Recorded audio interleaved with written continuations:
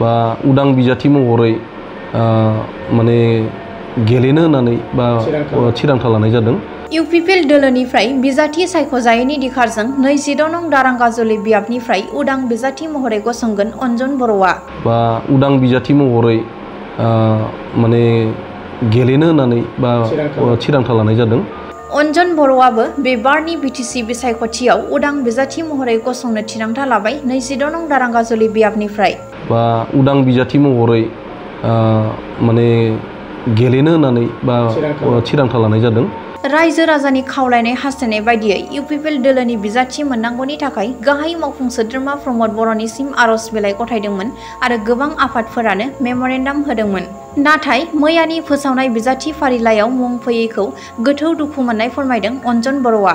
लोगोसे उदां बिजाथि महरै गसंनो थांखि लाबाय अन्जन बर'आ।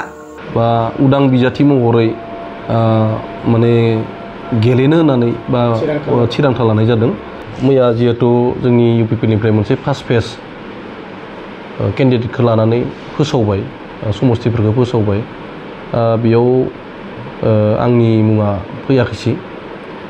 आंबो गोख्रों सासे इउपिपिएलनि जानानैनो टिकेट बिनाय, आंबो केन्डिडेट जानो गोनां बा आंबो टिकेट मोनगोनखौ साननानै बा हास्थायनानै गोबां खामानि मावबाय, स्ट्रंलि खामानि मावदों।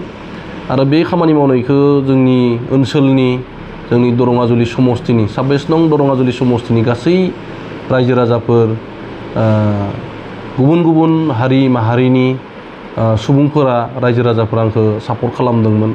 आरो दिनैनि नैबे समाव जेब्लानोखि मैया टिकेटखौ फोसावबाय, केन्डिडेटखौ जेब्ला फोसावबाय, बेखौ लानानै जोंनि दरंगाजुलि समस्थियाव जों दिनै नुनो मोन्दों मा मोनसे जिखिनि जोङो रंजानाय मोनसे परिबेखा फैनांगौमोन बेखौ जों नुनो मोनाखै।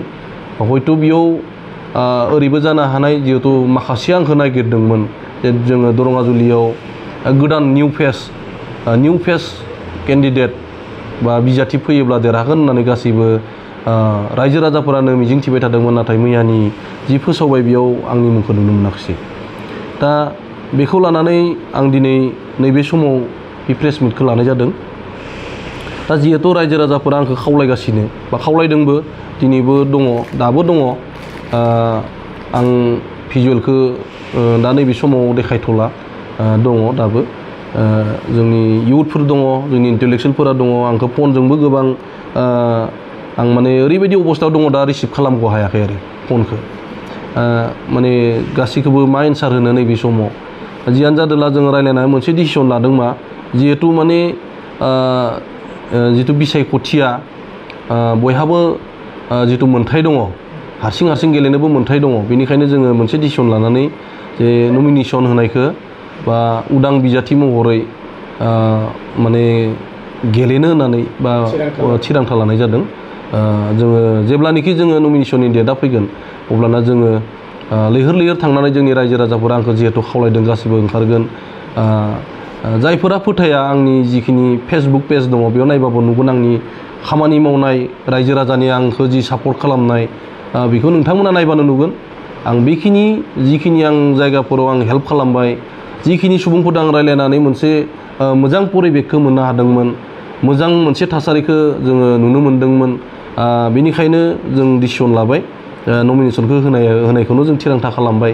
आरो उदां बिजाथि महरै 26 नं दरंगाजुलिनिफ्राय आं बिजाथि महरै गसंगोन। बबेबा दोलोआ नोंथांखौ खावलायोब्ला नोंथाङा थाङो नामा? आं बिदि नैबे समाव माने मैयासो फोसावबाय, दिनै बे डिसिसनखौ आं लाथ'वाखै। आं जायखिजाया आङो नमिनेसन होनायखौ आं फिक्स खालामथ'बाय जोङो रायज्लायनानै। उदां बिजाथि महरै गाव हारसिंनो आं रायजो राजा थाखागोन, रायजो राजानि खावलायनाय। जिहेथु जोङो दरंगाजुलियाव जोङो ओरैनो साहा खोला बायदि मोनो आरो एसे गोलाव साइजनि जोंनि समस्थिया। दा जोङो खोला पार्टआव जोंहा खमैबो 13,000सो 14,000सो भट दङ आरो बेखिनिखौ जों खोला पार्ट बायदि मोनना लायो। बा गासैबो गावखौबो जायफोरा जोंनि बेखिनियाव माबायाव नैबेखिनि 13-14,000आव गोलैना दङ बे सुबुंफोरा, भटारफोरा गावखौनो खोला बायदि मोनना लायो आरो बेखिनि जिहेतु 17 बोसोर थांनायनि उनाव दिनैसिम जोंनि बे खोला ओनसोलाव जिहेतु सासेबो केन्डिडेट मोनाखिसै जोङो। BPF नि समावबो मोनाखै UPPL नि समावबो मोनाखै नैबे समाव जिहेतु आं स्ट्रंलि ओंखारबाय बिनिखायनो बे खेबाव खोला पार्टनि जिहेतु जोङो गोदानै बे खेबावसो जोङो बिजाथि मोनसिगोन होननानै मानसिफोरा आंखौनो गोबां सापर्ट खालामदोंमोन आरो आं सानो बेयाव खमैबो नैथिं बे साइडआव जुदि आङो केन्डिडेटखौ जुदि आं मोननायमोनब्ला UPPL निफ्राय खमैबो आङो 70-80% भटखौ आंनो मोनगौमोन आरो गोबां BPF नि वार्कारफोराबो माने निउट्रल जाना दंखाजोबोमोन जे नोंथाङा टिकेट मोननाय लोगो लोगोनो जोङो टिकेट फोसावनाय लोगो लोगोनो जोङो नोंथांजों थांजोबगोन जों हेल्प खालामगोन जायफोरा फैथारनो हाया बिथांमोनाबो निउट्रल जाना होगोन बेखिनि बाथ्राखौ जोङो अलरेडि जोङो रायलायखानाय जाजोब्बायमोन आरो दा नैबे समाव मैयानि जिथुनिखि फोसावनाय बेयाव जिथु आंनि मुङा फैयाखिसै बेखौ लाना एसे दुखु मोनजोब्बाय आरो बे दुखु मोननायखौ जुदि रायजो राजाफोरा जुदि नायनो लुबैदोंब्ला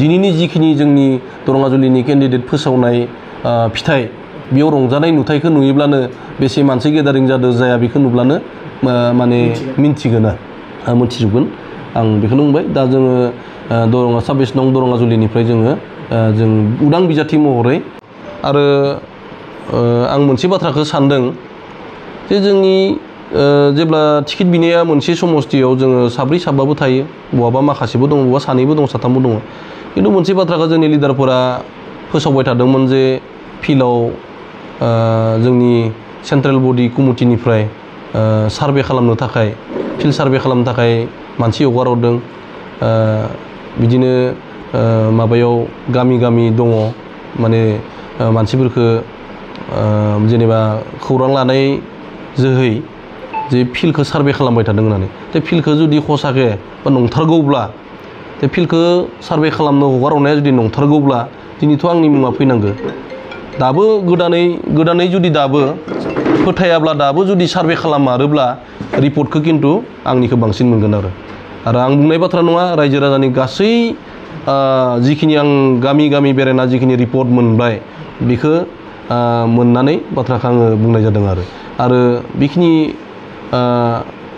बेखिनि बाथ्राखौ जुदि नायनो लुबैदोंब्ला बा नंगौना नङा बेखौ जुदि जोंनि रायजो राजाफोरा जुदि आं बुंनाय बाथ्राया नङाब्ला बिदि जुदि माबाफोर कनफिउस दङब्ला दाबो गामि गामि थांनानै सोंनानै नायब्लानो मोनगोन जे रियेलि मा जाना दंमारो बा रियेलि माबा नंमारगोन ना नंमारा आंखौ लुबैदों ना लुबैमाराखै बे बुस्थुखौ मोनथिगोन आरो आं बेखौनो बुंबाय जुदि रियेलि जुदि सार्भे खालाममारदोंब्ला आंनि मुङा फैनांगौमोन आं बेखौ सानदों आरो गोथौ दुखु मोननाय थाबाय दुखुआथ' आंल' नङा दुखुआथ' बयबो मोनगोन जाय माने जायखौ हास्थायना दंमोन जायखौ हास्थायदोंमोन बे हास्थायनाया जाफुङासै आंल' नङा दिनै आंनाथ' मबाइलफ्रा अन दंबावो खायसे जायफोरा टिकेट बिनानै मोनाखिसै बिथांमोननि फना दिनैबो नै दा समसिम मबाइलफोरखौ अफ खालामजोबना लादों आरो अब्ला सानना नायजों बेसे दुखु मोनदों नोंथाङा सासे तामुलपुर जिल्ला लाइमोन UPPLनि अर्गेनाइजिं सेक्रेटारिमोन नोंथाङा रेजिगनेसनफोरखौ बानायो आङो तामुलपुर डिस्ट्रिक्ट इउथनि UPPLनि आं अर्गेनाइजिं सेक्रेटारि आरो लोगोसे बिदिनो आं जोंनि XNDB वेलफेयार एस'सिएशननिबो आङो तामुलपुर डिस्ट्रिक्टनि प्रेसिडेन्ट आरो आङो जोंनि बिसा बड' सिनि आर्टिस्ट एस'सिएशननिबो आं तामुलपुर डिस्ट्रिक्टनि आङो प्रेसिडेन्ट थ' आङो गासै जिखिनि जोङो मावबोनाय बेखिनिखौ लानानै नायोब्लाबो रायजो राजाफ्रा बुजि मोनगोन जे आङो रियेलि आं खामानि मावनाया आंनिया जायोना जायाबा आं माबायदि खामानि मावो रायजो राजाफोरजों आं बेसे गोथौयै रायज्लायलायो ग्रासरुट लेभेलजों आं बोरै बेखौ रिसार्च खालामोबा मोजाङै जुदि सार्भे खालामारोबा सारमोना बा जोंनि गोजौनि UPPLनि जायफोर सेन्ट्रेल लिडारफोर दङ बिथांमोना मोनथिगोन आरो